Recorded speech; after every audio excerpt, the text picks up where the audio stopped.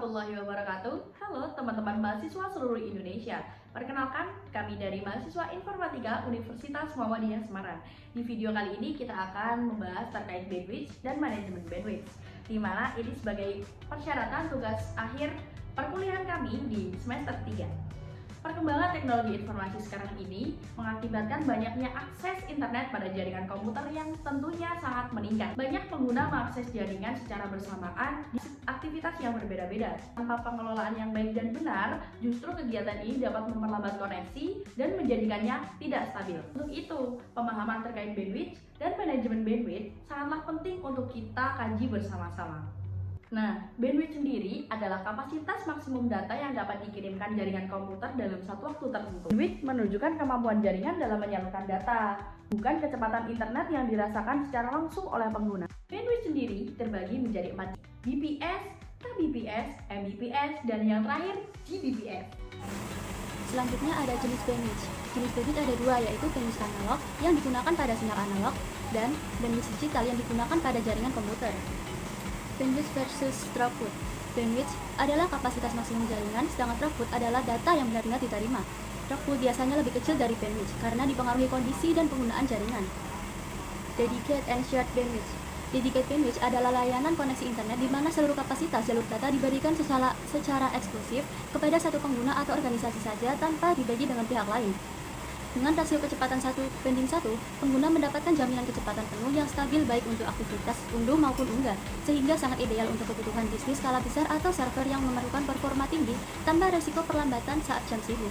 Shared bandwidth adalah layanan di mana satu pipa jalur data digunakan secara bersama-sama oleh banyak pengguna sekaligus, seperti yang umum ditemukan pada layanan internet rumahan. Karena sifatnya yang berbagi, kecepatan yang didapatkan bersifat fluktuatif atau menggunakan istilah up-to, di mana kecepatan maksimal hanya tercapai saat lalu lintas jaringan sedang sepi.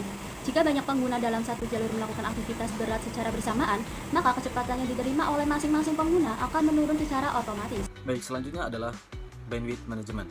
Bandwidth management adalah proses mengukur, mengontrol, dan mengatur lalu lintas data pada sebuah jaringan komunikasi agar penggunaan kapasitas yang tersedia tetap efisien dan optimal. Proses ini melibatkan pengalokasian sumber daya internet secara cerdas kepada setiap pengguna atau aplikasi berdasarkan tingkat kepentingannya, sehingga tidak ada satu pihak pun yang mendominasi seluruh jalur data yang tersedia. Dengan adanya manajemen ini, administrator jaringan dapat menjamin kualitas layanan, meminimalkan gangguan seperti lag atau koneksi terputus, serta memastikan bahwa aktivitas yang bersifat kritis tetap mendapatkan prioritas akses di atas aktivitas hiburan. Selanjutnya, tujuan dan manfaat bandwidth management. Yang pertama ada pembagian bandwidth secara merata, menjaga kestabilan jaringan, mengoptimalkan penggunaan internet, dan meningkatkan kualitas layanan. Contoh penerapan bandwidth management, yang dimana pertama di sini ada penerapan di lingkungan kantor, yaitu bandwidth biasanya dikelola agar pekerjaan utama tidak terganggu oleh aktivitas hiburan. Yang kedua ada penerapan di sekolah, yaitu sekolah harus membagi akses antara kebutuhan administrasi, guru, dan siswa.